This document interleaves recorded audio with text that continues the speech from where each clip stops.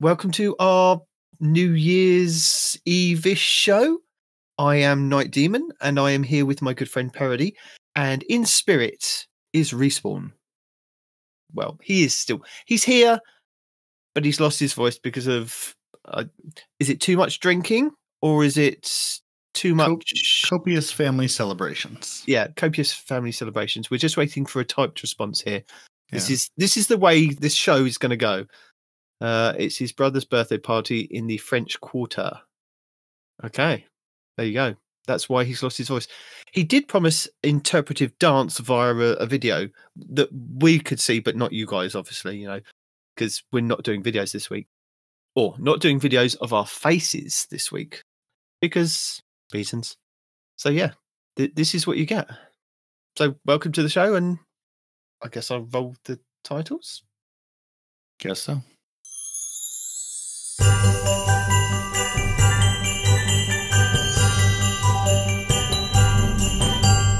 Rather than pushing buttons to kind of do something with his computer so that we can't hear or see him this week, it's more like he's done something to himself so that we can't hear or see him.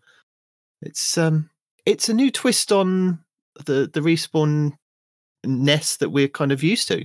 It's definitely new for now anyway. We call it the full Respawn experience. It's important to have the full breadth and depth of Respawn. Will he be a robot? Who knows? There's just simply no way to know until we get to the end. Because that means that I've got to do editing of the utmost to include some kind of audio for him. And it's New Year's, or it's coming up to New Year's, which means I'm very limited for time. So this is what you get, unfortunately. We do have Destiny Talk, there's no robot respawn. We do have Destiny Talk. We are going to be talking about Destiny to start off with the show, because although we, have been missing for a week talking, I missed talking about Destiny that week that we were kind of away doing our Christmas show. There has been Destiny stuff, so we can kind of talk about that. You can take over the world, Respawn. That's, we won't stop you. I think didn't Fortnite already do that? Yeah, but I do have my shiny new bow that I was feeling a little left out because I was sitting here, with my wife's family, going, "Oh yeah, there's the new exotic that I forgot dropped," and I was getting all the Twitch notifications of, trying to go get the new exotic, working on the exotic solo, blah blah blah. It's like, oh yeah, the new exotic is out, and then I remembered that I would have the next 4 months of my life to get and play with the new exotic, so my FOMO evaporated. But I now own the new exotic because I went into the mission just totally blind. I was like, I have 2 weeks of weekly sword to catch up on. Let me just roll through it, see what it wants me to do. Did the Ascendant challenge, and I'm going, I hated doing these then, and I hate doing them now, but fine, here we are. Yeah. Got to the thing where it's like, go run the exotic mission. I'm just like, I probably have time to do this. Let's see if I can muddle my way through. So I did that. Took me a minute. I think the encounter before the bosses to quite understand the order and get the way you have to kill the lads in order to open that last door to get to the boss room. And then I got to the boss room and I died absolutely destroyed. And then I went to the internet looking for, how am I supposed to do this? And saw the cheese. And cheese, who I actually saw from what is it? Like the Xbox 360 Game TV account, which is basically, I don't want to say Cheese Forever before Cheese Forever, because I don't actually know who started first, but very much here's what you need to know. Here's the minute and a half video of all the information, no fluff, no talking, just here it is. Yeah. Then I saw the Cheese Forever video after that one. And I took my little Void Titan and I stood up in my little window with my Wish Ender and I just went bing, bing, bing, bing, bing, and I got it done. So I was good, because that room is insane, and I don't know how you're meant to do that normally. I haven't done it yet.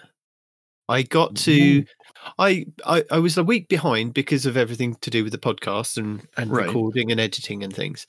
And I think I was on, must have been about a day before Christmas. Yeah, it must have been the last weekend.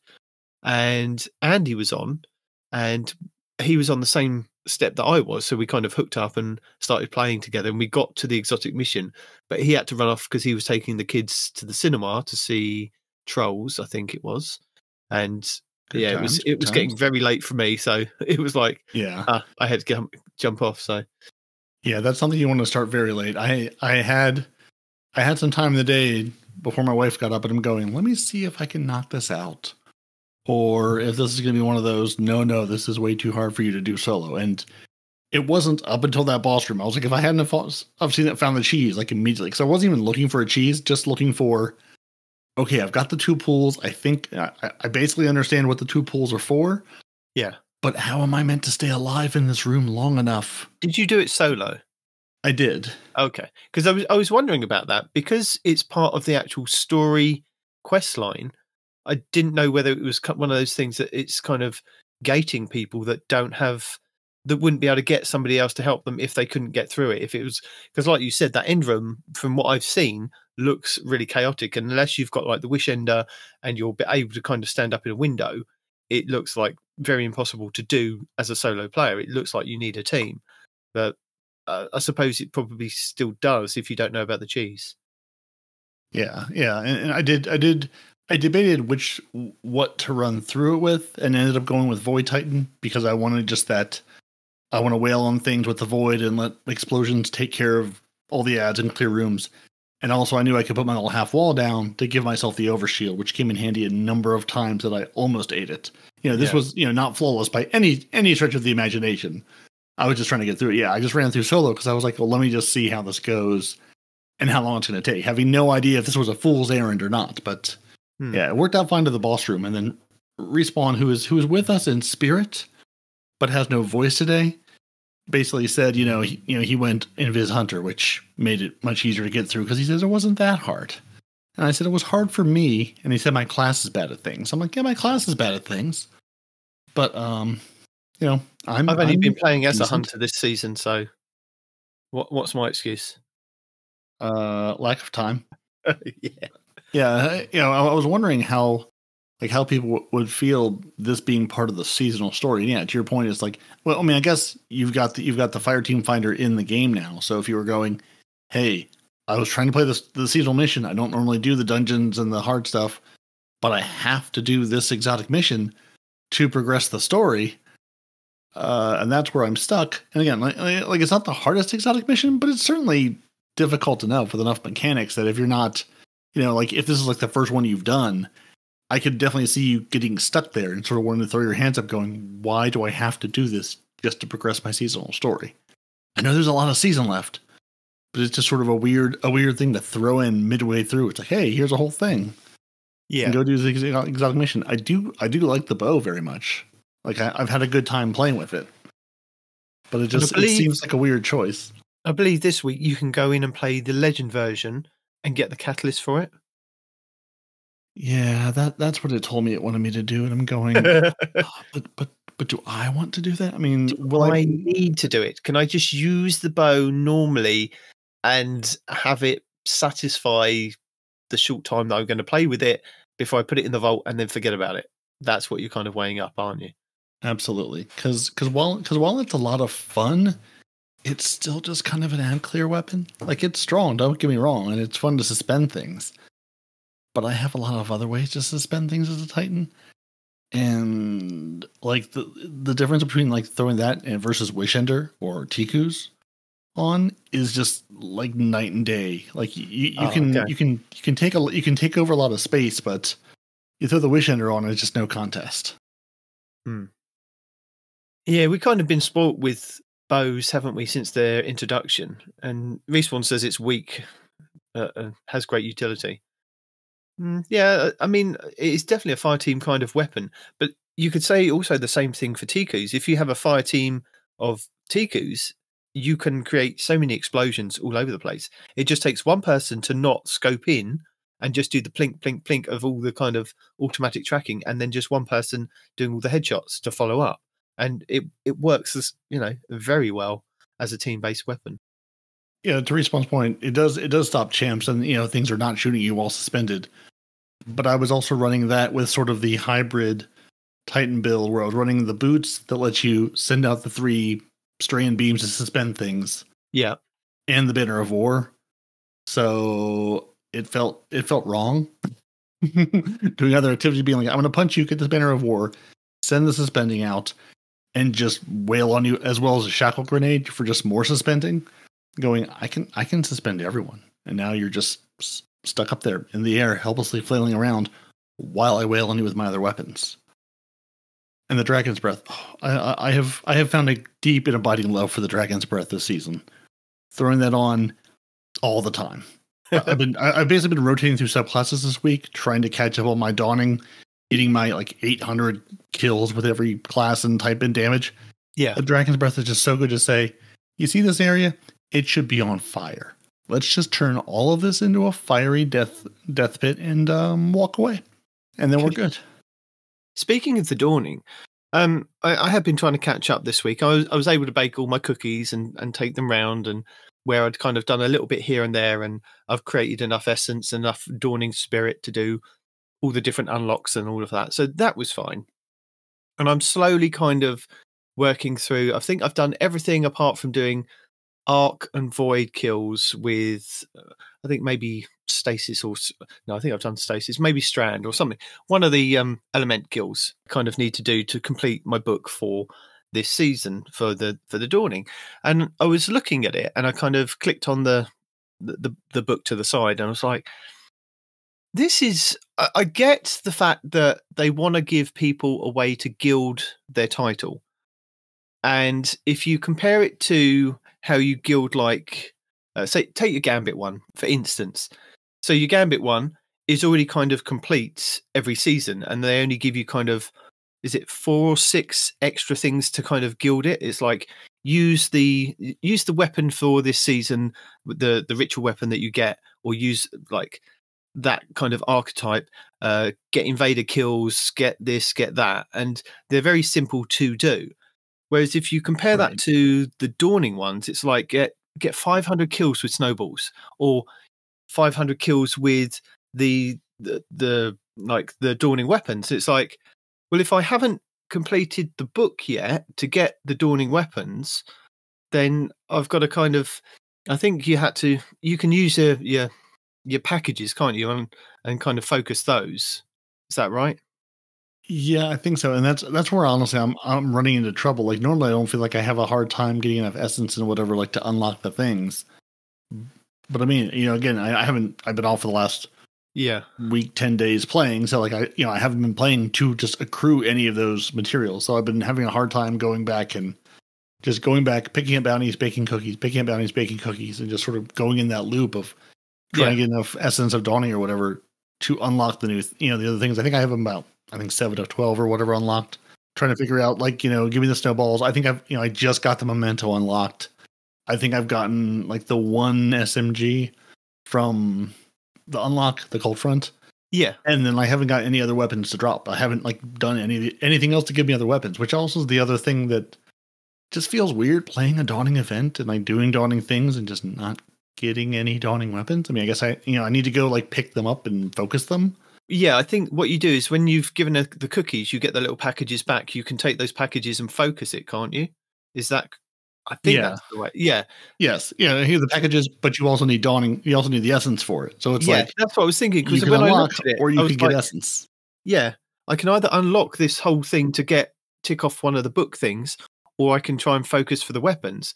Which I get, if you're playing the Dawning a lot, you're going to get a lot of essence. You're going to get a lot of other stuff for the Dawning. You're going to get all the ingredients and that, and you'll be able to kind of get the packages and bake your cookies and swap in and out. And that is the kind of loop for it to get those weapons. But apart from actually getting the weapons out of the book, it's been quite hard to do that kind of like gilding of those titles. And I'm like, surely going through that whole book and doing, like, I think there's like 12 or 16 steps. Surely that is enough to kind of say, right, I've done this year's Dawning event, so that's that gilded.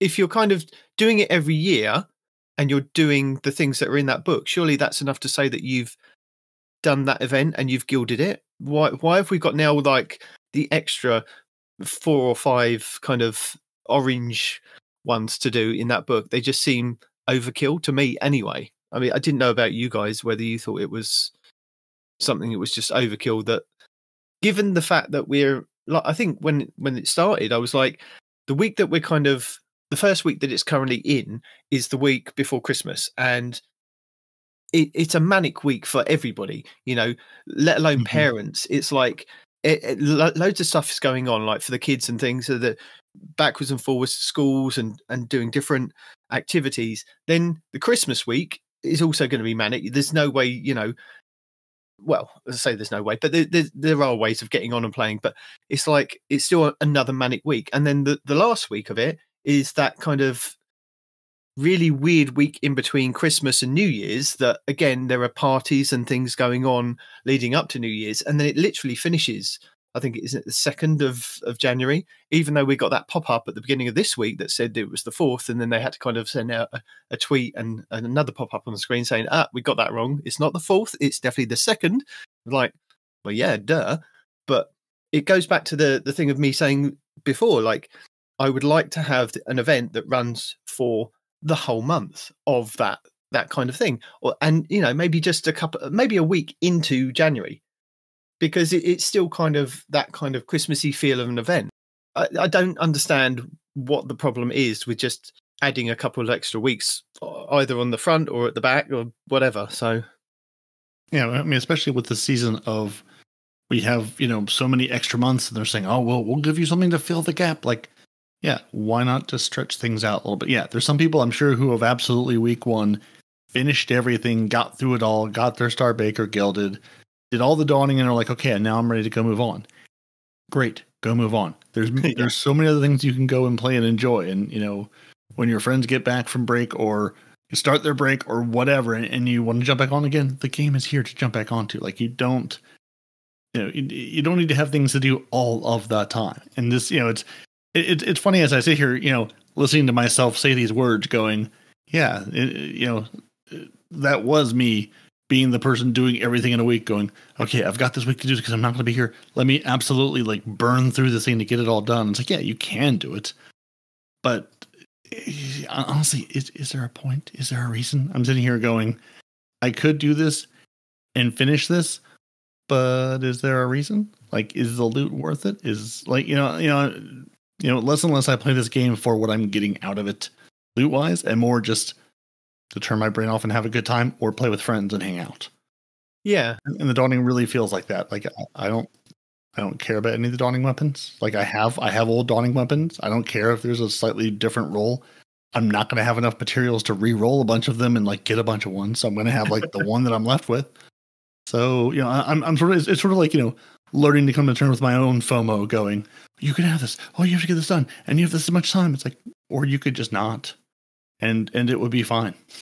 Yeah, I think I've kind of slowly come to that realization of when I missed out on one of the events. I think it might have been the Guardian Games, and I think I missed out like by one thing on like gilding the title. I was like, why am I worrying about gilding a title that I've already gilded? Because I completed all 4 events throughout the first rotation, and so I've got the whatever the title was for doing all the gilding for Guardian Games, for Fest of the Lost, Dawning, and then the other one. I can't remember the other one. What's the other one?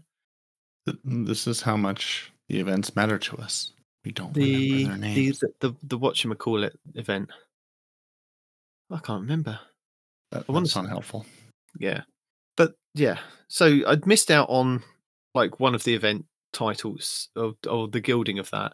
And I was like, if I just do whatever's necessary to get the golf ball at the end of it. I mean, so that's all I'm kind of doing is working through those books, getting the golf ball from it, and just enjoying myself. I mean, I like all the little pop-ups on the screen of saying, "Oh, you've got this, you've got that, you've got this, you've got that."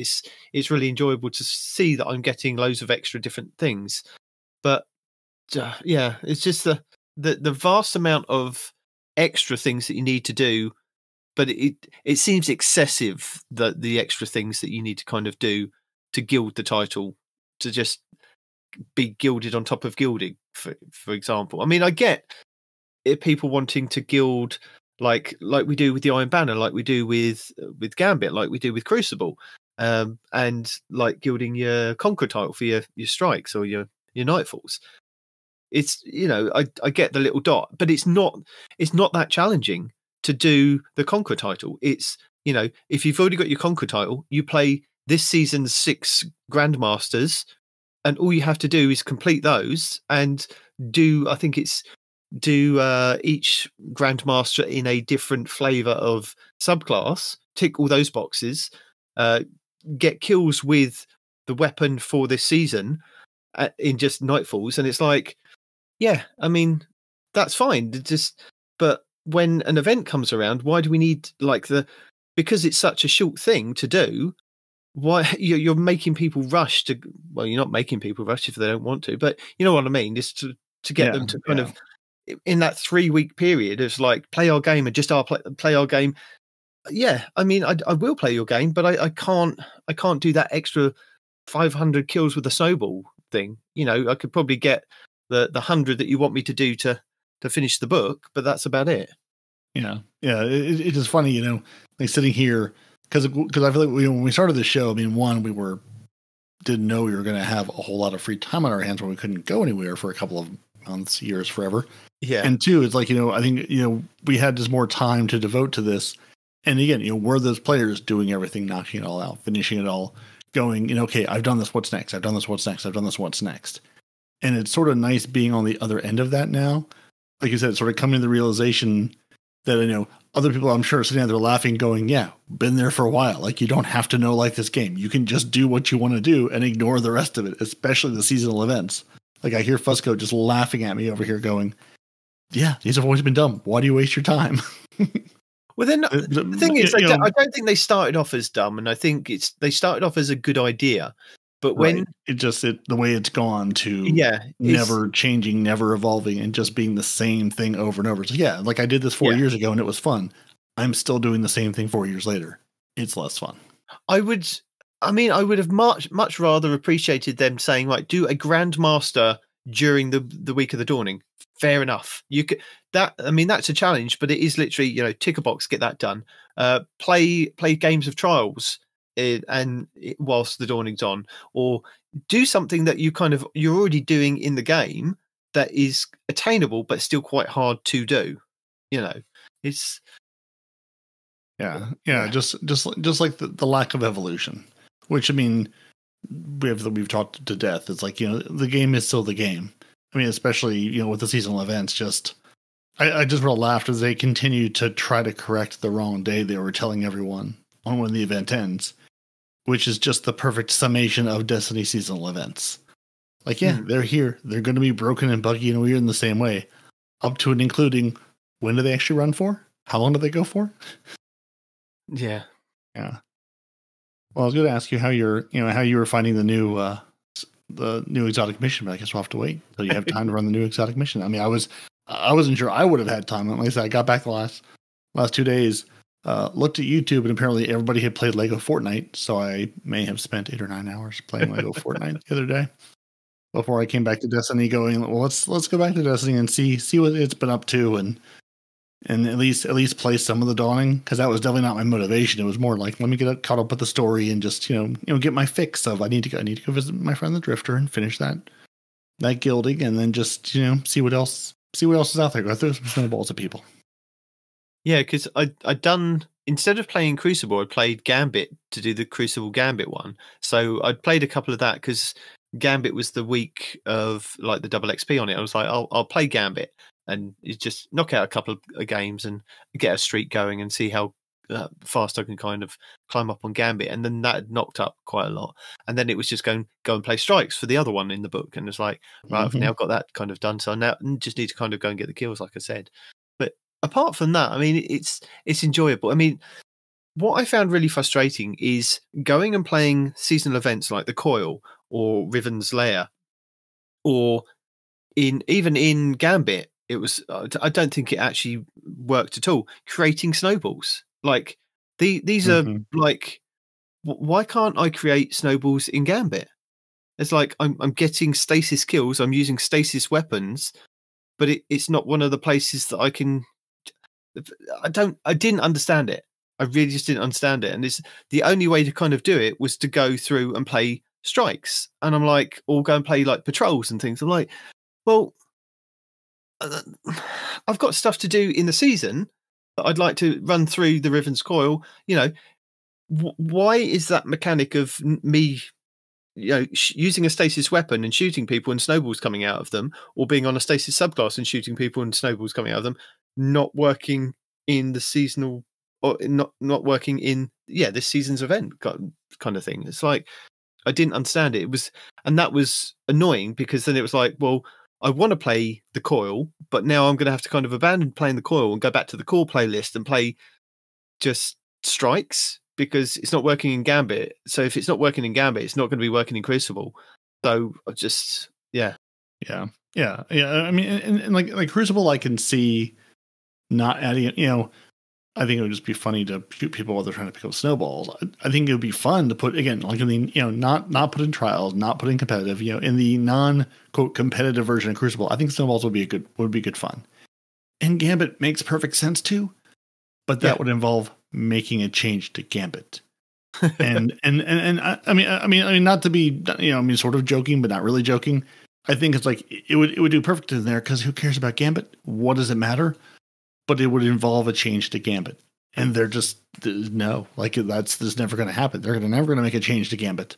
So it's going to be what it's going to be forever, for better and for worse. Like, I don't understand why they don't, like in Crucible, have it in Mayhem, or like they've created a kind of own mode with like the Scorched Cannons, just have snowballs. Have piles of snowballs all around the map. Can't use your weapons, but you can use snowballs. It would have been a brilliant mode. And I know we've had like several years of the Dawning, but I don't understand why that isn't a thing. Swap it out for the Scorched Cannon. My words tonight. I'm not even drinking, but my words. Sorry. Maybe if you started, it would be better. Maybe, yeah. But then I think I'd turn into Respawn and I'd be under the table. You wouldn't be able to understand a word I'm saying. So you'd have me not being able to understand, him not hearing what he's saying, and then just be you. So a normal day. No, just kidding. So I noticed something now. I'm going to guess this is a bug, because right now in my Postmaster, I have 6 engrams that are ? And 0 power. Yes, they will be enhancement cores. Okay, is that what those are? Okay, yeah, because I got done. I was on with Blue Screen this morning, and we finished a full coil, because it was like, go play the layer of the coil for, again, I think the step after the exotic mission, or after listening to a conversation after that, it was like, go play a bunch of coil. So we did that. We found a blueberry who actually wanted to participate in the coil and actually shoot pots and get the chest and do it properly, which was lovely. So then I got back after that, cleared out my Postmaster, and I was like, I have 6 engrams. And that in the game itself, they just sit there and spin it's just a spinning Lodi icon. I'm going, did I break something? Are these unknown things? And in dim, they're just like, a box with a slash through it. Then if you mouse over it, it looks like it's the engram outline with 3 question marks and a 0. All right, so I guess can pick those up at some point once I spend some, because I was like, that's weird that it doesn't even show up as anything, just not even as an image of any sort. All right, well, one mystery solved. Yeah. Oh dear. And then we had the Aztecross this week last week with his secret TWAB. I think that was just annoying people by the end of it. From what I'd seen, is that people were just annoyed the fact that it wasn't quite.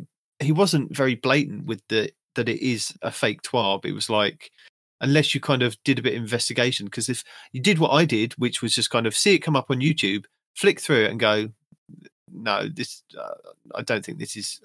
I'll go and check on Bungie.net. No, there's nothing on Bungie.net. It's a load of rubbish. I'm just going to skip it.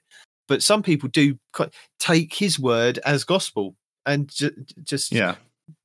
So I can see that would upset a lot of people.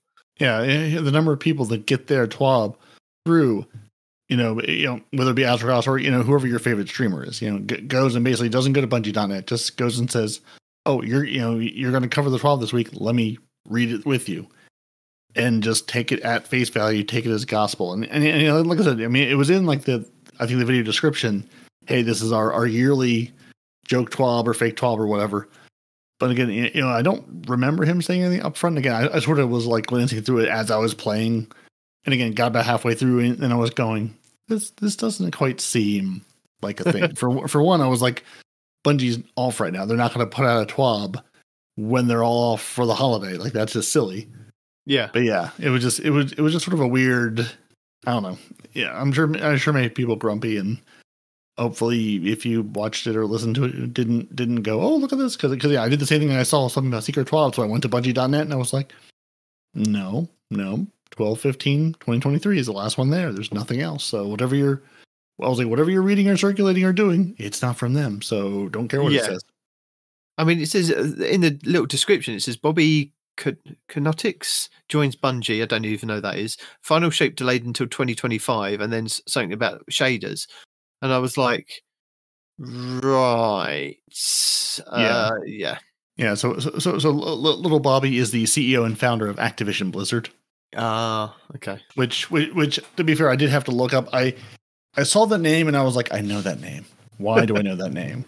It's like you know, it's like, this is nothing good. The one that's just left and everybody was quite happy that he's left. Probably. My daughter was saying something about that for Overwatch 2. Oh yes, steps down after 32 years with the gaming company. So yeah, he has stepped down after selling Activision Blizzard for $68.7 billion. The poor guy. What is he going to do with his massive wealth that he's acquired? Oh, poor man.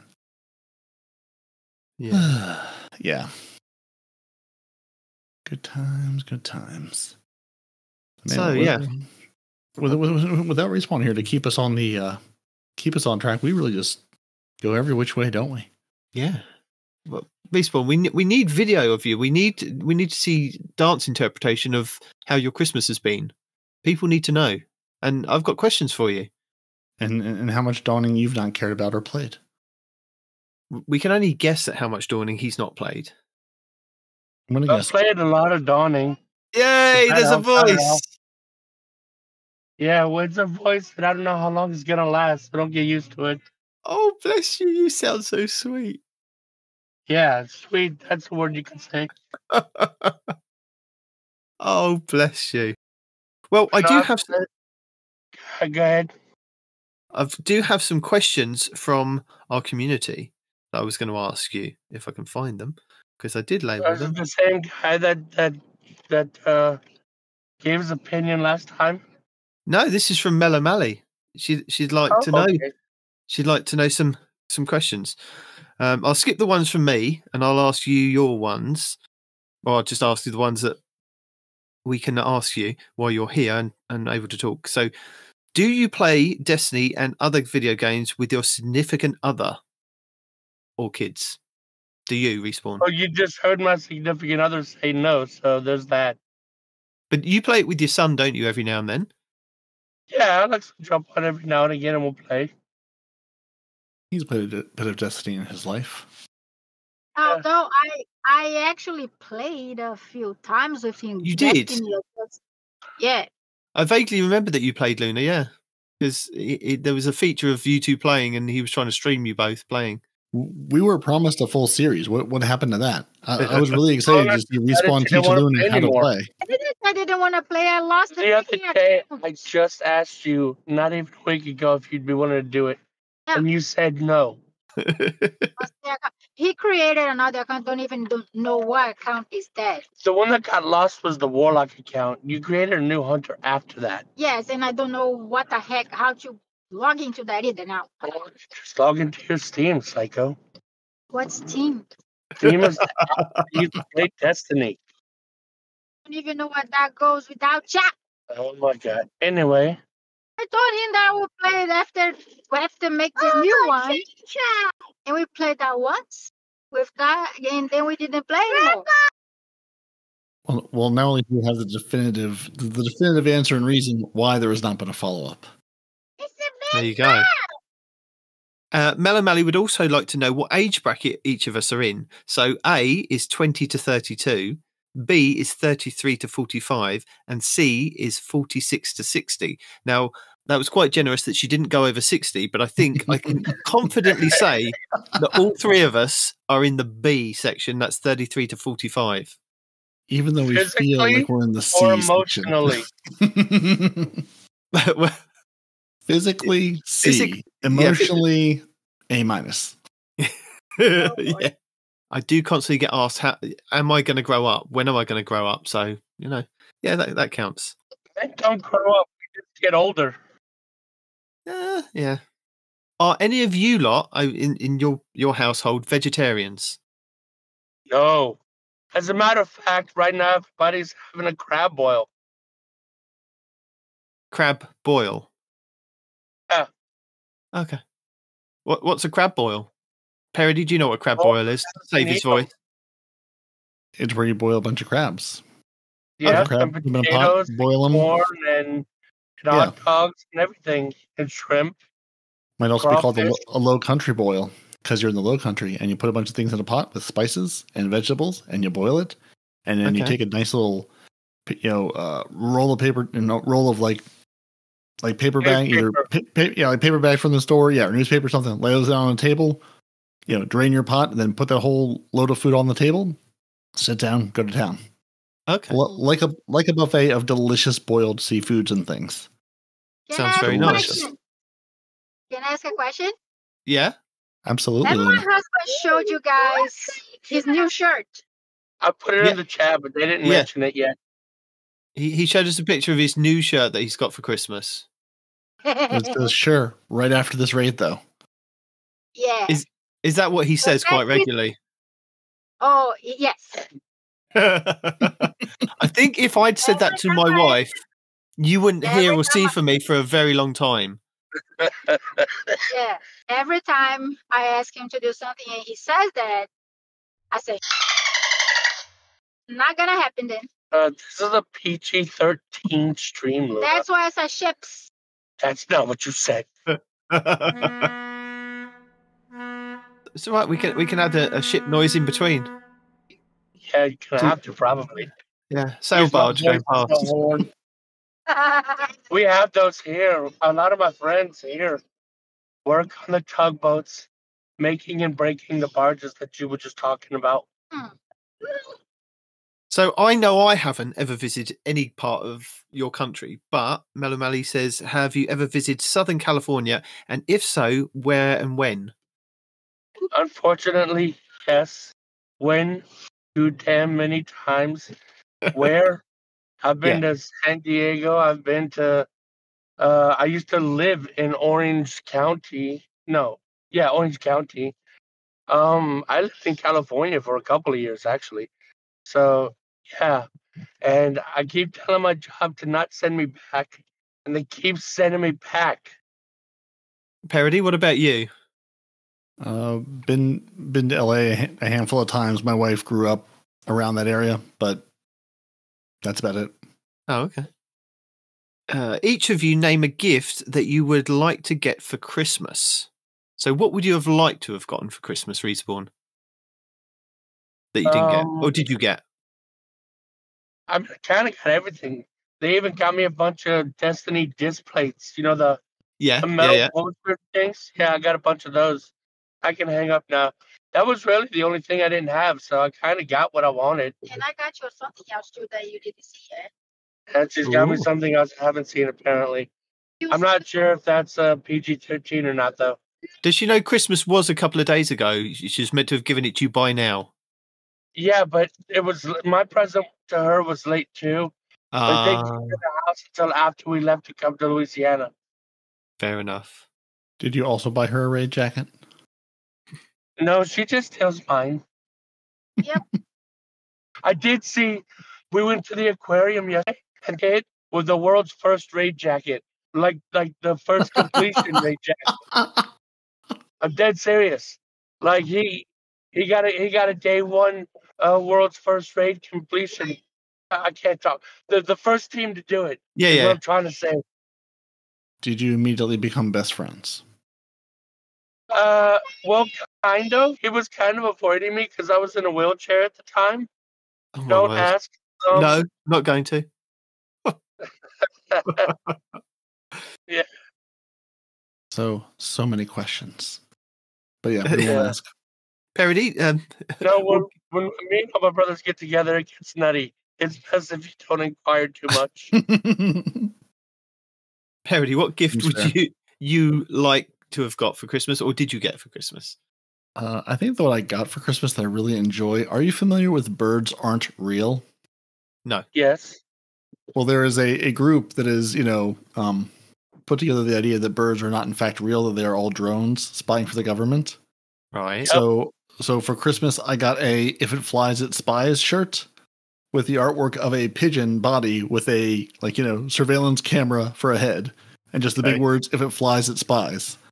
Now, I did wear this through the airport on the way back from Christmas, but also had a sweatshirt on over it going, let's maybe not wear this shirt through the airport just for fun the day after Christmas. It would probably be fine, but I don't really want to be the randomly assigned person to be pulled out going, he seems suspicious. Let's see what he's up to. Flying's painful enough. So what did you get for Christmas or want to get for Christmas night, team, besides the record player that you've been wishing after for all these many years? Well, yeah, I got a record player with owning one record prior to that. Now I own a couple of records because I got some vouchers for Christmas, so I thought I'll go to my local record store and use my vouchers and purchased 2 more records. So I got the Back to the Future soundtrack on record. Nice. I want that too. And I got the Guardians of the Galaxy Volume 1 with it's a special picture one with Star-Lord's face on one side and the rest of the Guardians on the other side.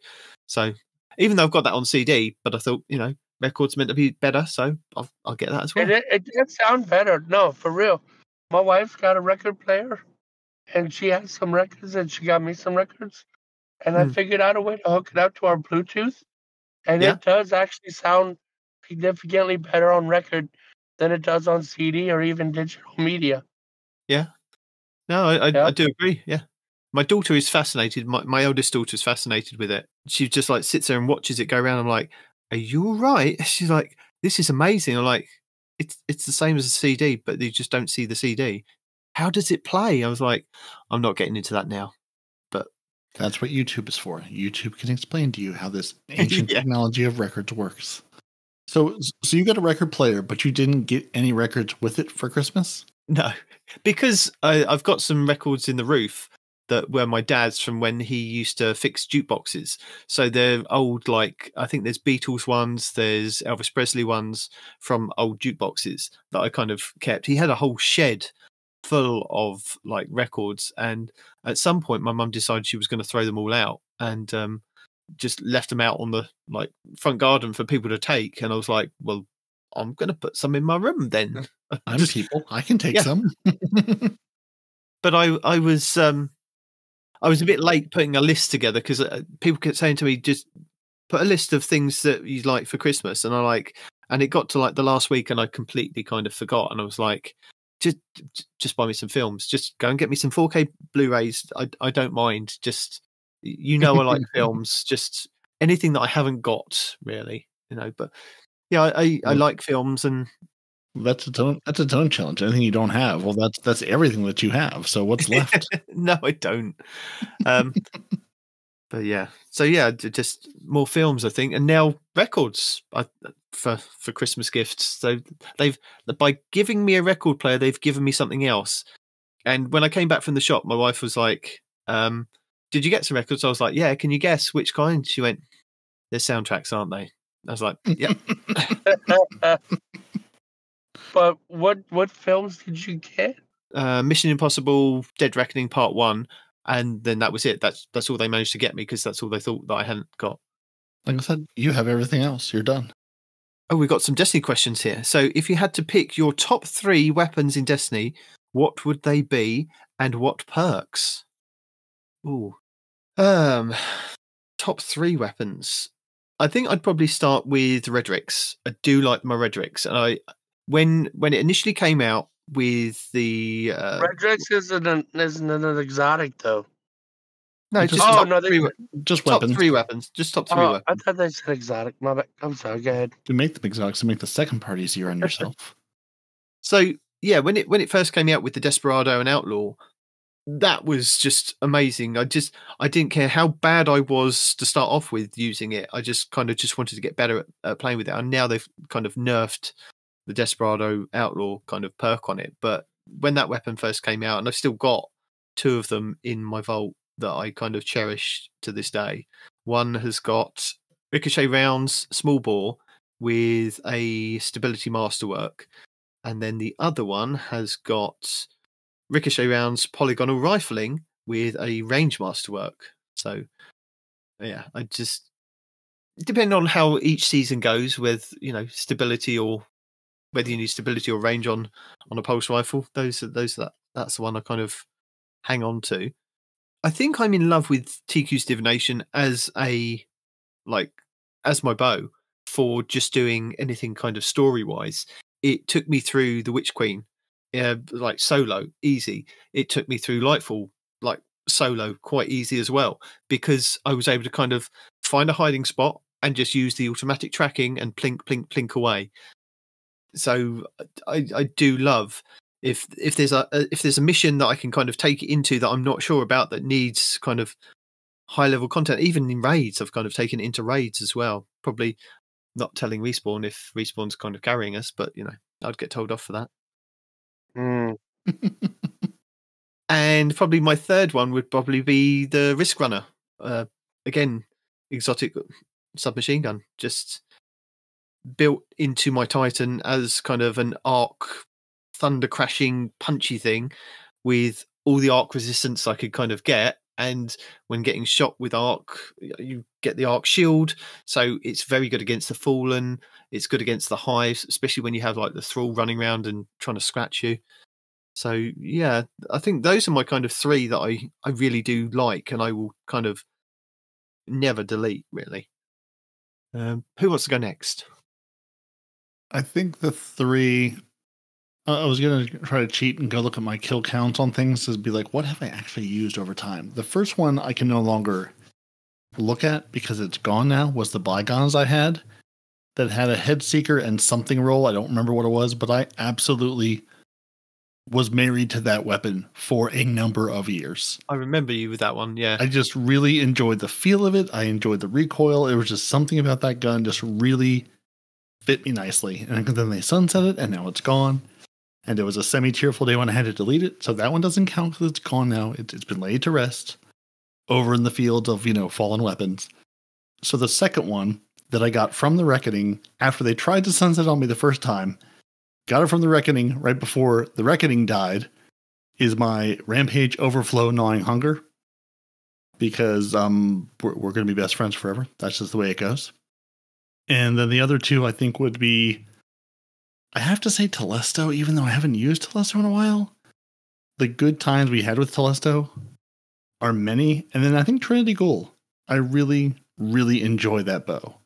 That's sort of my version of the TQ's Divination of I can just stand back and delete things, especially throw on a subclass.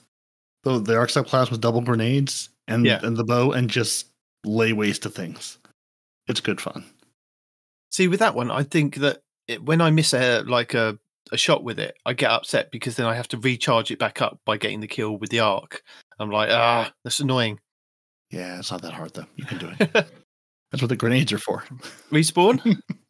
I gotta say, Bad Juju, still loving it. Yep. I mean, just a name, Bad Juju. Come on, And then all of its perks are just phenomenal together. The other one is probably Monte Carlo, only because almost every one of my hunter builds are melee, so it just flows better. And then I guess for the third one, it's a tie between the Mountaintop grenade launcher, or rather, handheld rocket launcher, and ever since they sunset that, my go-to has been the Forbearance grenade launcher with chain reaction and ambitious assassin, and it works it works hard, and it earns its money for sure. I think I've got over, hold on, let me look, 17,000 kills on my Forbearance. Wow. That's a lot of kills on 4 barons. That's a couple of kills. Yeah, I was a little grumpy because I was trying to look at the kill counts in Dim, but apparently if you switch it over like to the Crucible kill count, like the Wither Horde, I know I have some serious PvE kills on that, but I have the Crucible tracker on, so it only says 253. I know I've got thousands of PvE kills on that, but I don't know what it is because Dim won't tell me right now. That's a good one too, especially with the Catalyst. The Catalyst made it really good, so you can just shoot, stow it, pull it out again later, shoot it again, stow it. It's really good. So, if you had to pick your top 3 pieces of exotic armor, so this is exotic armor, what would they be? I think I would go with, again, before it was kind of tweaked, Insurmountable Skullfort for the Titans. Just the being able to melee something, kill it, and get your melee back. Just shoulder charging round. Not necessarily in PvP. Yes, it was kind of fun in PvP. But in PvE, to kind of do that, if that kind of dries up, I then again pull out the Risk Runner because I've got the arc resistance and things like that. So that kind of built into my kind of setup really. And I'm not really one for gauntlets. I mean, I'm torn between the chest pieces of the Armamentarium, which just gives you another grenade, like for your arc subclass, but. Well, it used to be arc subclass, but now it's kind of just gain additional grenades. So on any subclass, which is really handy sometimes, and the Actium War Rig. So just like constant kind of feeding auto rifles, because the amount of auto rifles that seem to work with the Titan are just amazing. And maybe a close fourth would be the Loreley Splendor helmet. Again, it's been nerfed considerably now. But yeah, those Insurmountable, Armamentarium, and the Actium War Rig for me. I'm sorry, mine's going to be Titan, and probably Peroty's going to be Titan. So, I'm a very simple man. Armamentarium, Actium War Rig, and Syntheseps. I mean, could I be any more of a cliche if I tried? but I was sitting here going, well, I really do like the new what are these, the Ambient Leaps, and I really do like the Loreley. I'm like, no, if I'm being honest to my core, Syntheseps, Actium War Rig, and Armamentarium. Although none of the Syntheseps have taken a hit and don't give me that little extra reach out and touchy range, I might change, but still just all of my builds basically are built around that. It's kind of ridiculous. I will give a special honorary mention to the stack though on the Warlock because I just enjoy it. Well, my 3 for the Warlock would probably be, if I was setting it up on stasis, the Osmiomancy gloves, because I can throw out the 2 turrets because it gives you the extra grenade if you set it up on the Cold Snap ones. And the Getaway Artist to have your little arc buddy. And possibly the Rain of Fire boots, which kind of give you extra power for your fusion rifle. So Vex Mythoclast with that. I know it's very cliche, but I do like rocking that, and especially this season has been quite fun again with Solar being up there with like a good build to run. And coming into this season, people were saying Rain of Fire boots, Vex Mythoclast, it's going to be good. So over to Mr. Hunter. All right. If we're doing overall favorite, I think my favorite overall piece of armor is the one that comes on the Warlock, the poison gloves. What's that called? The gloves that do poison stuff. Yeah, that's what I was trying to remember what they were doing. Yes. Necrotic grips. Yeah. With Osteostriga and have a solar glaive that pairs really well with it. That when I kill something, it does extra melee damage. It also refills my glaive ammo. So those together, I kill things with the glaive. By the time I pull out the Osteostriga, I've got 100 rounds in the mag just from using the glaive and the gloves. And I know it's not even a hunter exotic, but that is my favorite exotic to use. But aside from that, for the hunter, it would definitely be the Liar's Handshake, followed by Shards of Galanor, and And the third one is the Falcon's chess piece. So here's one for all three of us. I don't know how you guys feel, and I don't know what your answer would be, but do you plan on continuing your podcast as long as Destiny stays alive with new seasons, etc.? So I'd say yeah. I mean, I'm quite happy to keep going and talking about it. It's a fun thing to sit down with you guys each week and kind of dissect the TWAB and go through, our experiences each week. And if there's something come up in the community that we want to kind of talk about, or like when we first started, like point people in the direction of Chiefs Forever and Aztecross and Fallout Plays, or if there's a guide over here, say, go over here and try this out, or, help people through it. If we can give you some information like on the Dawning before the Dawning comes up, to kind of, just to be there in the community. I mean, it's been a fantastic journey so far. But I don't know how you guys feel about carrying it on. I mean, I'm a fan. It feeds my narcissistic tendencies, so I'm okay with it. We're here until the last server gets turned off, and even then, we might still be here. Okay. Yeah, I mean, if they get turned off, I wouldn't be opposed to continuing the show, just doing something else, man. I mean, it's just a fun thing to do. Well, that's the next question. So if Destiny doesn't stay alive, but you continue your podcast, what would it be like? What would we talk about? Obviously, another video game. Maybe we could move into movie reviews. And I would just say an in-depth analysis as Nitedemon rewatches all of his favorite Marvel films and gets into them scene by scene to talk about them. I mean, I don't know. He and I had pretty similar taste for movies. I could totally do a movie review or a movie recap channel. I wouldn't be opposed to that. I don't like those ones that go, "Oh, did you miss this mistake?" Anytime there's a video like that on TikTok or on YouTube, I skip it. If it's a film that I love, I won't watch it. If it's like Star Wars or if it's Back to the Future, did you see this mistake? I'm like, no, I didn't, and I don't want to know it. Just don't tell me. I like the Easter egg ones though. I love how they. Yeah. No, I don't mind them. Dude, the Easter eggs are amazing. Yeah. Did you miss this? Why was this done? Where is this callback? Yeah. Yeah, I don't mind watching like Screen Crush because they do really cool videos of like all the Marvel stuff. So this week with the What Ifs, they've been kind of doing a breakdown of each episode as it's kind of come out. And I don't mind watching that for kind of their Easter eggs and say like this ties in with this, ties in with that. That's pretty cool. But yeah, I won't watch anything that kind of spoils my kind of escapism into that world of that film. So yeah, but yeah, I don't know what I'd kind of.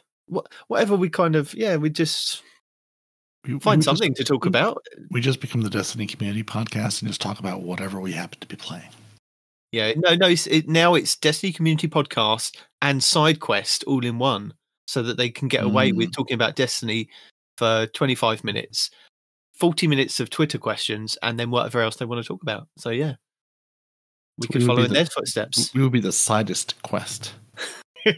or hear me out. We start talking about PvP and call ourselves Destiny Massive Breakdowns. Wait, now. Yeah, we just steal somebody else's IP. It depends on what people want us to kind of talk about, I suppose. I mean, if people say we want you to kind of go down this avenue, and we'll continue to kind of follow you and see how you guys are enjoying it. But again, it has to also be something that we're kind of passionate about talking. So. Yeah. All in all, like a Fortnite. Yeah, it looks like we're going Fortnite way.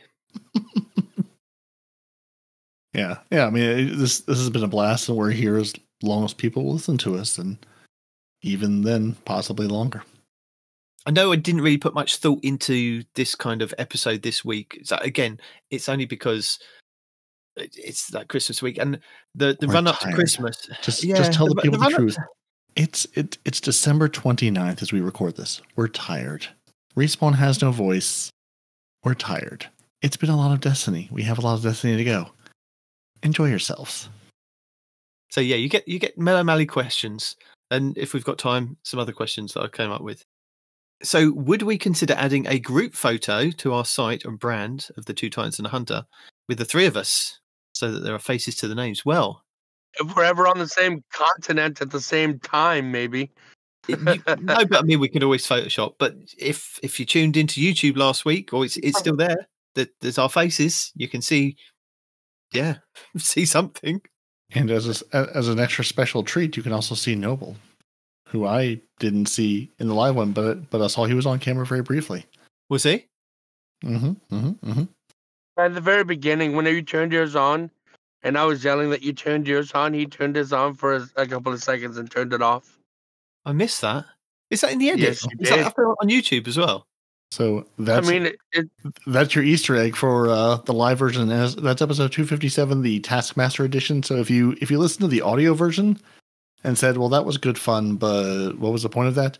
There is a video version on YouTube. So if you do want to see our confused faces as Nitedemon puts us through the ringer of very silly things and completing tasks, you can enjoy that. Also, if you didn't want to know what the man, the myth, the legend, the Nitedemon looks like, there's a face there, a face with the name, and possibly also his wife is in fact a ginger, and possibly a bonus deacon, redhead, bonus deacon, and bonus child. Dyed it red. She's normally brown.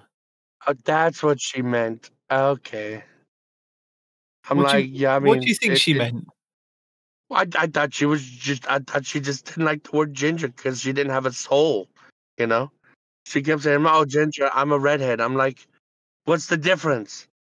But now I see she dyes it. She's not a natural. Yeah, but it's not, it's a red dye. It's not a ginger dye. Okay. Anyway. Talking to a guy who all red looks the same to me, bro. Well, ginger's more orange. Ginger is more orange, okay? Respawn won't be able to tell the difference one way or the other. Oh yeah, I suppose, yeah. Colorblindness gets in the way. Arguing with the colorblind man over color is not going to lead to success, my friend. That's right. And she did send us 13 questions, but then she said, I don't want to end on number 13, so I'll add one more kind of typical question. What would be your perfect 3-course meal? I'm going to let you guys go first because you guys have massive meals over there, and us, we're kind of Gordon Ramsay tiny portions over here. Well, no, for me, it's simple. You got the grits with the cheese and the butter. You got the eggs where you don't break the yolk until you put them in the grits, and then you break the yolk. And then a meat of your choice.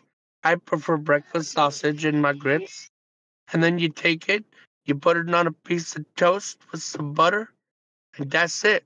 All 3 courses in one bowl. Let's go. When you say breakfast sausage, do you mean a sausage, or do you mean like the breakfast pate sausages that you get in McDonald's?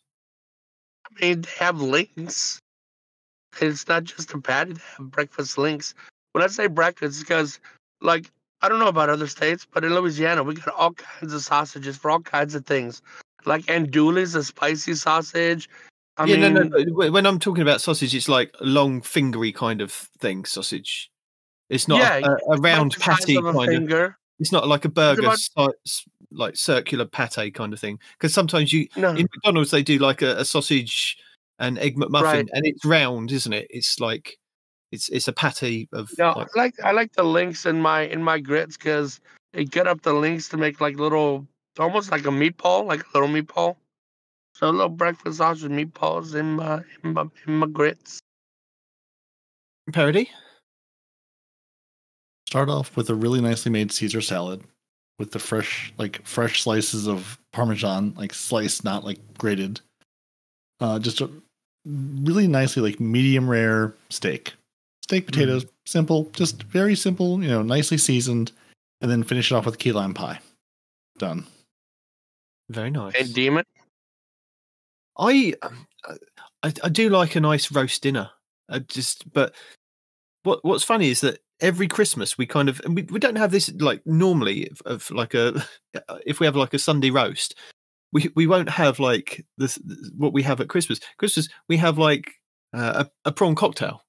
Why do you have a prawn cocktail before you then sit down and have like a roast dinner? I don't know, but like prawn cocktails, like a glass filled with prawns and salad and tomatoes and avocados and a squeeze of lime or lemon on the top is lovely. And then like a full roast dinner, like roasted parsnips with honey, carrots, peas, spinach, like either roast like beef or turkey or chicken, just anything roast potatoes soaked in gravy, just like lashings of gravy. But yeah, Hey, Damon. Yes. Hey, Damon. What? It's funny you mentioned roast, right? Because one thing that I come to Louisiana specifically for is something called a roast beef po' boy. It's not a sub, it's a po' boy. And the best one is roast beef.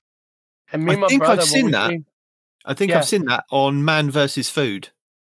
Yeah, and me and my brother came down, and we went to, and you got to get them from a corner store. There's no restaurant that's going to give you a good roast beef po' boy. You got to get it from a corner store, dude. Trust, okay? Okay, And interesting. me and my brother got one because neither one of us had one in over a year. We got it. We sat it down at the table. We had to rip it apart because it's got so much gravy. The paper just kind of disintegrates, right? And then we took our first bite. He and I looked at each other and were like, yep, that's what we was missing this whole time. So it's actually not hard to do. You take your roast, you just add gravy, right? Yeah. And then you get French bread. And you put mayonnaise on the French bread. Toasted if you want. It gives it a little bit of a crispy texture, right? And then you put some lettuce, some tomato, and then you put the gravy and the roast beef on top, and you soak the bread. Make sure the bread soaks up all the gravy, and then eat that. Oh my God, dude. You got to try that if you like roast that much. I'm telling you. Oh, well. It's going to like make a mess in the kitchen, but I can try that. Oh, it absolutely is. If you could tell the difference between a po' boy and a sub sandwich, because a po' boy is going to have a puddle in the plate when you're done. And then maybe for my dessert, something like a cheesecake, just any kind of flavor. I do like a cheesecake. Nice. I'm getting hungry now. The question that she asked me is, what part of England do I live in? I live in the part where we have to acknowledge Meghan and Harry. I live in Sussex. So they are our Lord and Saviour of the Sussexes. No, they're not really, but you know what I mean. I thought they were disowned by the family. Is that not a thing after they went on their little tirade? I don't know. I think they've still got their titles. They are the Duke and Duchess of Sussex. So, but Sussex is quite. It's a very big county. I mean, it's probably tiny compared to like a state over there, but our counties are like your states. So there's I don't know how many there is really. There's quite a few. No, you're opposite because your whole country is smaller than some of our states. So there's no way your county would be like our states. No, but it's like the equivalent of a state if you break it down. Oh, like a separation of powers kind of thing? Yeah. Oh, okay. But then Sussex is also broken into two. So you have West Sussex and you have East Sussex, and I live in East Sussex. And what the border between West Sussex and East Sussex is very weird because you could be driving across from East Sussex to West Sussex and then suddenly go back into East Sussex again and then go back into West Sussex by just driving in a straight line for some reason. It's just I don't know who drew the line, but somebody did, and it's a bit weird sometimes. Does it follow a river? Lots of times those borders follow rivers or natural formations of some kind. I don't know. He doesn't leave the house, Respawn. He doesn't know what's out there in the wide world.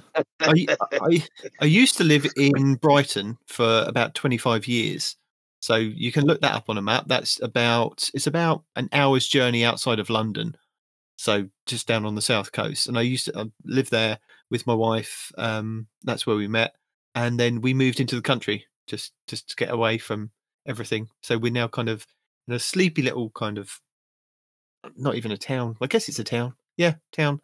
We're now closer to Eastbourne than we are Brighton. So that's where I live. No, just to be clear, that's in England, which is different than Germany, correct? Yes. Because you're in England. Dimly is in Germany, which is different. Those are different places. But he's English. He just doesn't accept. I can hear the man screaming in a German accent that he's not English in my head right now. No. Right? She did ask us how many kids that we've got, if any. Peroty does not have any children. He can have mine because I have excess. I have 5. Respawn has 2. I've just been near 22 different children that are the grandchildren of my in-laws, and that's way more. That's way enough children. Yes, it feels like your house. I try and play video games with my kids, but it's all these days. It's like Minecraft. I don't mind playing Minecraft. That's fine. Roblox, I can't play. I just don't want to. Fortnite, I don't mind playing with them, but yeah. Sometimes they play Destiny with me. There's a game I'd love to play with y'all. I've never played Minecraft Destiny? seriously because, well, yeah, but everyone, because I've always wanted to be an architect, and everyone's like, Yeah. well, why don't you play Minecraft? I'm like, because it doesn't have physics. But there's a game, it's Minecraft themed, but it's an RPG. It's a dungeon crawler. It's Minecraft Dungeons. I have a lot of fun in that game, but nobody plays it. I always play by myself. I just wish I had more people to play that game with.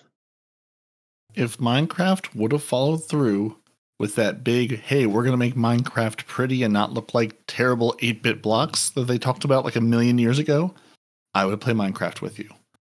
But see, I lived through that generation of gaming. I went from Atari to Nintendo to Super Nintendo. I've been through all those bits. I'm ready for round corners now, round edges. I don't need blocks. Sorry, Minecraft. Never going to happen. I don't mind the blocks. I just mind the lack of physics.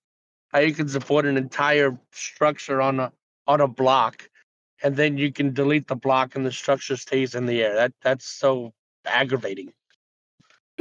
Working as intended. Yeah, that's how it's meant to work. Duh. No. That is my favorite part of like a new crafting or survival game to go, how do you handle physics? Can I do that? Or if I take this block away, is it all going to come tumbling down on top of me? Right. I think that's all the questions that we had from Mellow Mally. We did have poor old our friend Calvin can't watch us on YouTube. He's a bit upset. So I might see if I can set up a Dropbox. Did you block him? No, I think it's to do with his. He says he loves the podcast, but he's unable to watch almost anything on YouTube because of Respawn and his age restriction. I don't know why he names you, but I'd blame you as well. They don't mix. No, it's probably a good call on that one. Yeah, that seems right. And he has sent me a design for something for the podcast, which I'll share with you guys later. So just want to acknowledge that and get it out there on the podcast, and then I will share that with you guys later.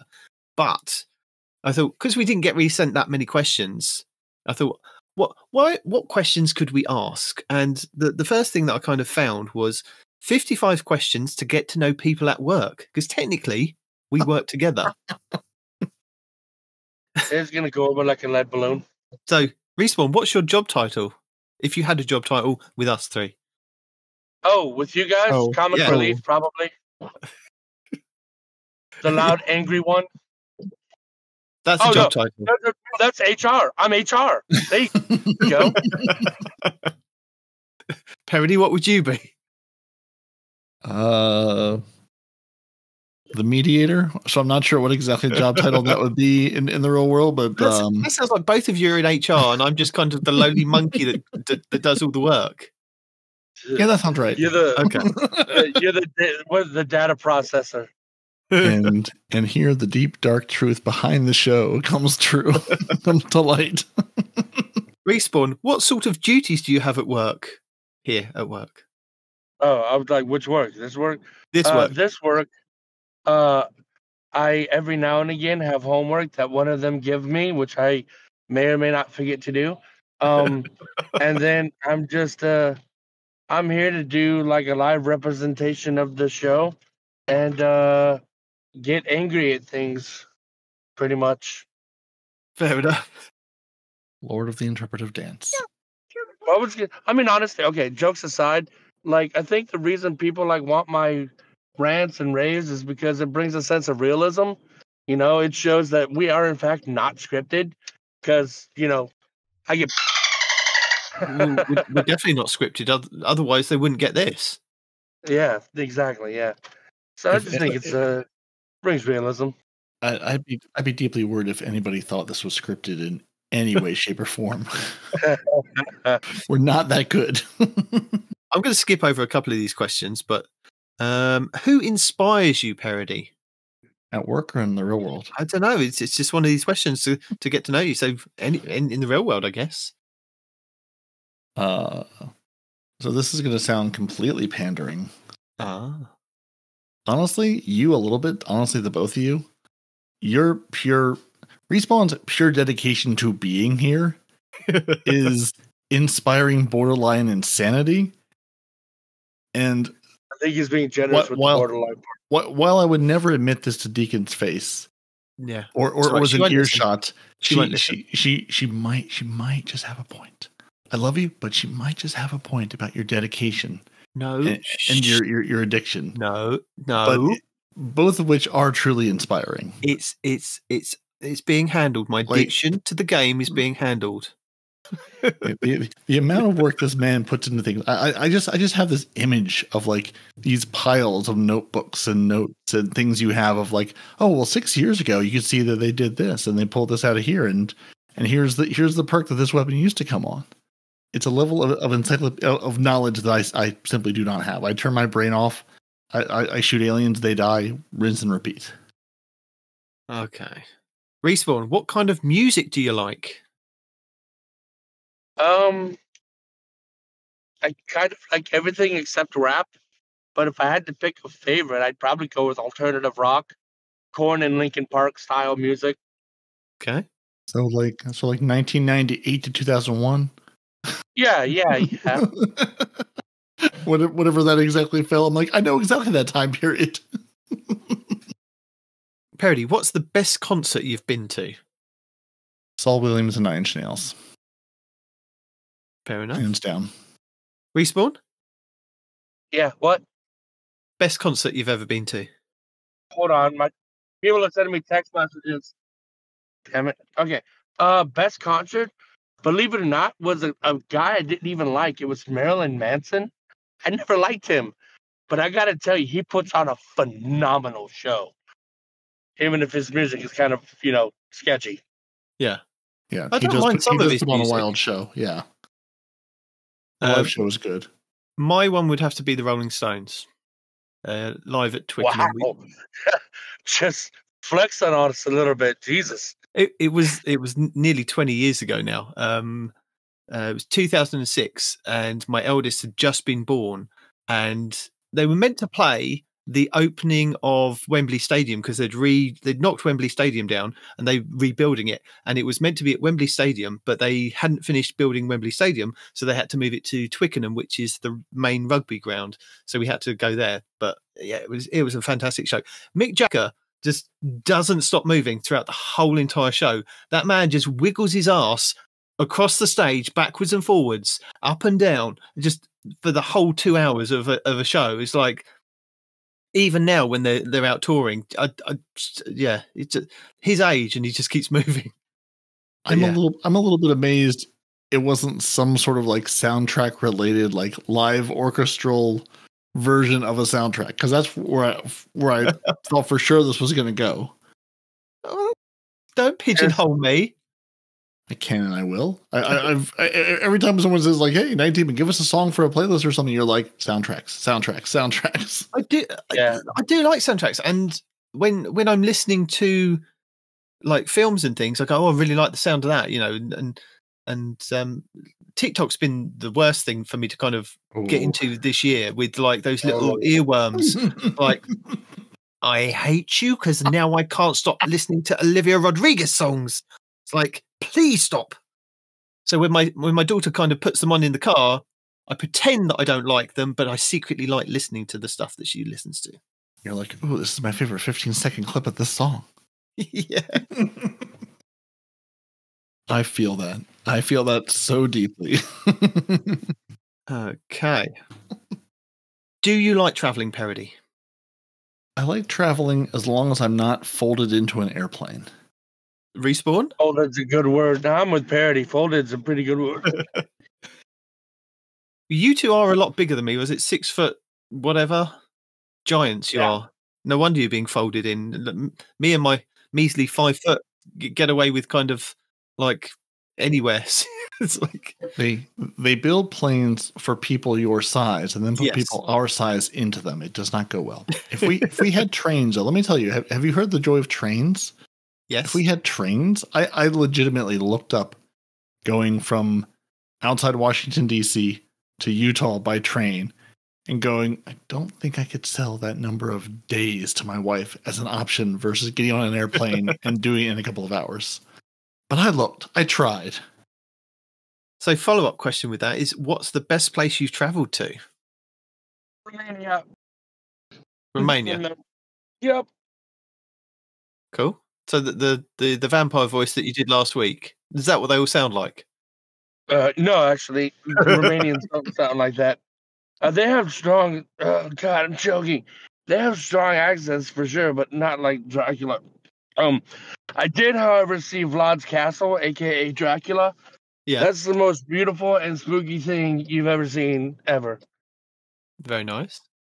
Peroty? That's a hard question. I'm struggling a little bit. I think it would have to be Venice. It was just such the image. I mean, this was now like 20 something years ago. Yeah. Don't age. Looking back is terrifying. Yeah, this was like right after high school. We went like through a couple of countries in Europe, and just like you always like have a vision in your head of like what a place is going to be. Venice, particularly because it's not like every city in the world, and it was just very different than the one I expected. It was great. Like I had a blast, but it was just a very weird experience going like here's what you think is going to be, and then here's what it is. Yeah.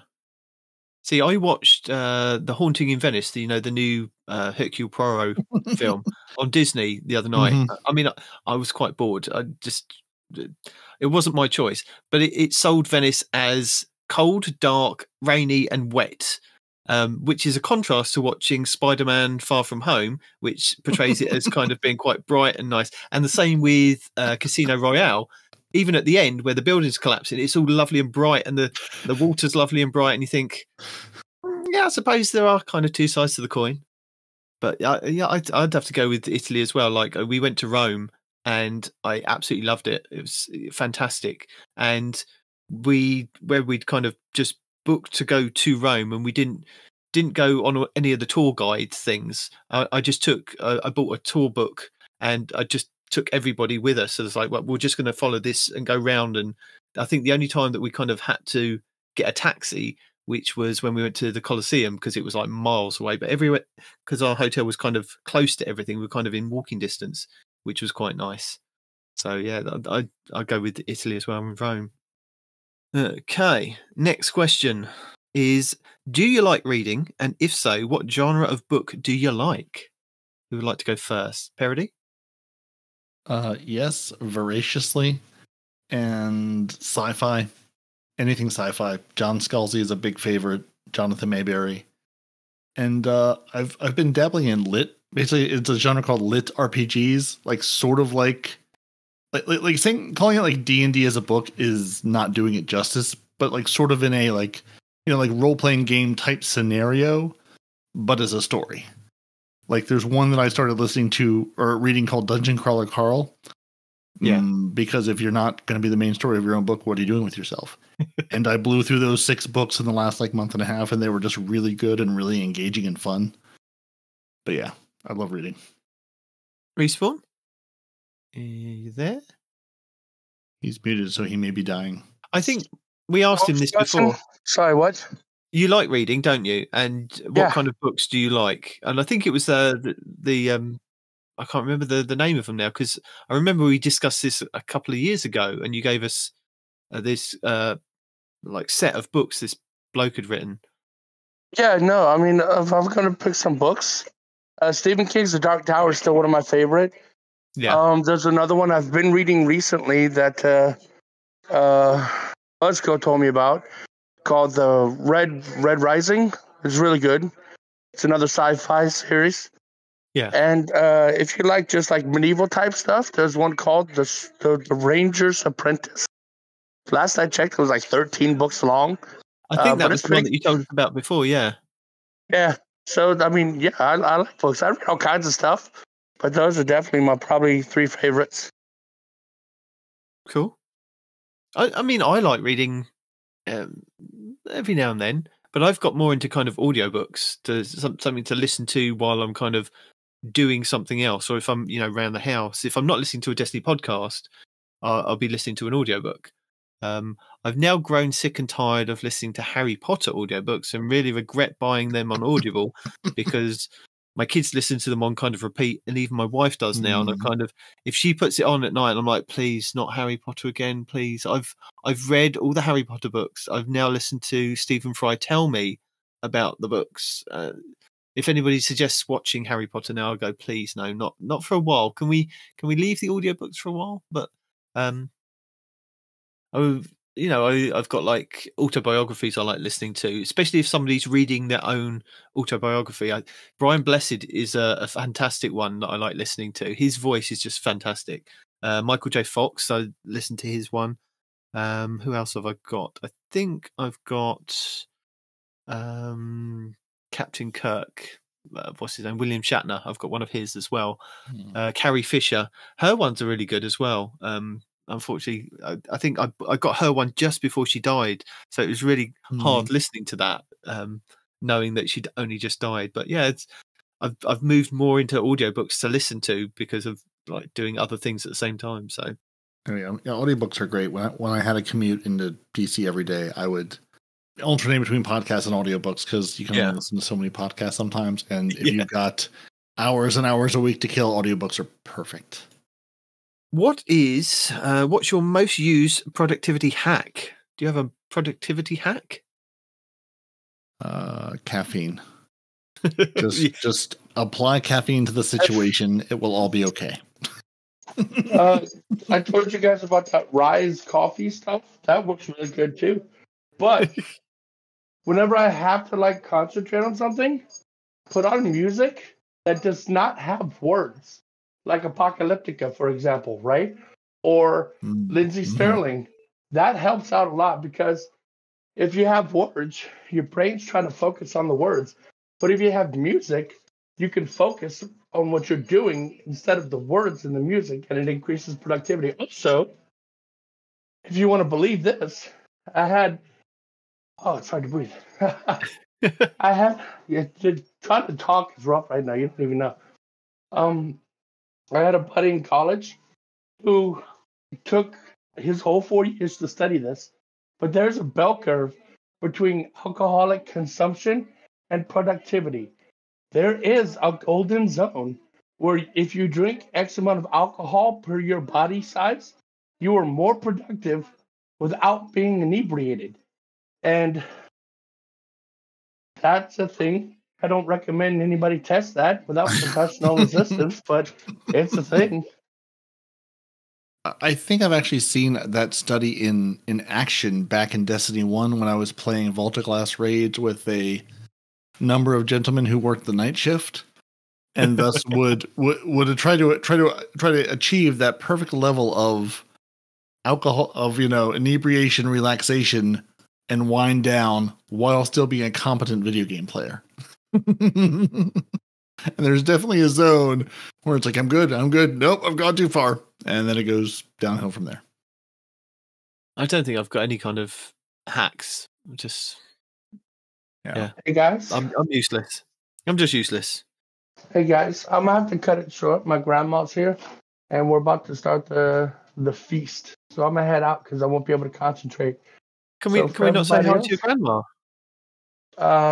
No. Well, maybe that would be the best way to kind of end this. We should just end it now then. Just this is what you get this side of Christmas. Maybe if we've got no TWAB and we could do a little bit of Destiny talk next week, we could continue with our 50-odd questions. Yes, that's not a bad idea. I'll keep you guys coming back for more. But for right now, I'm gonna bounce out, guys. Deuces, and y'all have a great holiday. Happy New Year. You too. So if you have made it this far and are thinking, wow, that was certainly a thing that I listened to, please send us questions. We would really appreciate your questions. You know who could send us a question? I bet our patrons could send us questions. They could. There are lovely patrons who went to patreon.com/TTAH, like Zep Orbit, who can't be thrown with a good time, but he's got loads of questions. The T-Rex King, Scarlet KM, BHS Nightcrawler, Millimally, of course, and Dedicated William 64, our Otter Dance Troupe, must be absolutely brimming with questions. In addition to throwing grenades, I bet Carter 2782, Golden God 1562, Noble, basically Salt, Zombie Pops, Renard Calant, and Fire Squad 1688 probably have questions. They must. They throw grenades, they throw questions, they have to. And Deacon's Day 1 Raid team of Dimwee, the best German-British man we know, Gravy Jeff and Pee Pipe, absolutely have some questions. Dimwee's question may be, do you understand that Germany is different than England? And yes, we do. Some of us do. Yeah, so I think if you have questions, you should let us know. Because this is where I say thank you for joining us. Your Titans, your Peroty, and Nitedemon, your Hunter is no one who responds in real life. We are on the internet, YouTube, Twitter, Instagram, Facebook, anywhere you want to find us, 2 Titans and a Hunter. You can find this show wherever you get your podcasts. Find us on YouTube for each new episode, weekly update, video, and live streams. And I remember, years ago people said, hey, are you going to do a face reveal at some point? Some of us have been on the internet since the Darken Ages and their faces are out there. But Nitedemon's face is out there. Ooh, revealed in all of his British glory. So 2titansandahunter.com. Go to the site, go to the YouTube, and you can see the Nitedemon himself. And if you'd like to join the Outer Dance Troupe, threaten us with a good time, throw more grenades, or any of the good things, go to our Patreon, patreon.com/TTAH. If you're looking for more casual encounter, coffee.com, ko-fi.com/2titansandahunter. And, well, there's a twitch.tv/no-one-responds-in-real-life, and a twitch.tv/2titansandahunter. Go there, press the button, be notified. We go live whenever we go live. You know how you know? Because you'll get a lovely notification that'll say, hey, we've gone live. Come see what we're up to. And, so please send us questions. 2titansandahunter@hotmail.com. Send us questions. You have them. We want them. And, it can be Destiny, can be non-Destiny. Yeah. We've got a couple more weeks of non-Destiny TWAB, so, yeah. Yeah, we've got something to do to keep ourselves mostly out of trouble. So, ask us things you've been dying to know, and we will do our best to answer them. Have a good New Year, and be good, I suppose. Merry Chrysler, Happy Honda Days, Happy Boxing Day, Merry Christmas, Happy Holidays, Happy New Year. No, we've done that. All the things. This is New Year's. Oh, well, it can still be Happy Honda Days. Okay, I'll let you off then. Until next year. Bye.